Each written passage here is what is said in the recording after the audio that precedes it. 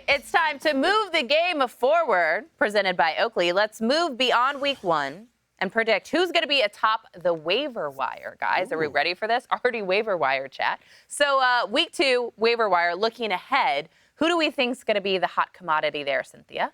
I think Jalen Warren will be the hot commodity. I think that it's going to be more running, so Najee Harris in combination with Jalen Warren.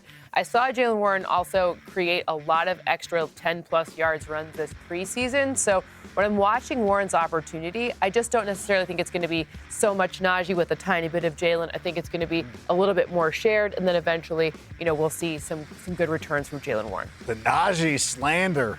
How is that Najee so heavy. slander? You're saying that he's going to be replaced. I know what you're going to do. Jalen Warren. I would never suggest. You would never suggest that. Although you're going to want to pick up Sean Tucker. Yeah, okay. You might want to just go because that's different right now. No, I love this player, and I think that it reminds me of this kid named Doug Martin from a couple of years ago that none of you have ever heard of.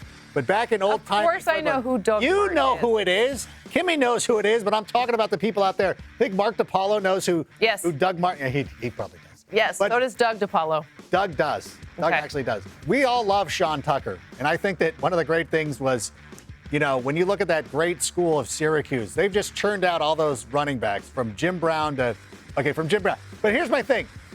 He has a real opportunity in this Bucs offense. I think the Bucs as a whole offensively are going to be better than people are giving them credit for.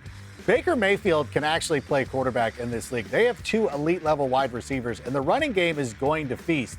So I think that you're going to want to have parts of it. I think Rachaad White is probably better than I'm giving him credit for, but I think Sean Tucker is going to make enough noise, and they've got a pretty good lineup this week next week against the Bears, whose deficiency was against the run. So I'm going to go with Sean Tucker.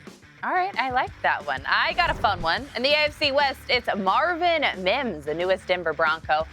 Rookie receiver here. It's to note, right? We don't exactly know if Jerry Jeudy's going to suit up and play. We do know he's been dealing with a hamstring injury, so I think Marvin kind of takes the edge on this one. I don't know if everyone hears all the viral sound bites from Sean Payton saying Russell Wilson needs to win games. He also needs to throw his ball to the receiver this season. I think this guy's going to be great. Sean Payton have some other comments? He did. He had some really productive production back in college in Oklahoma. I think over 1,000 receiving yards in that last season. So a really good pickup ahead of week 2.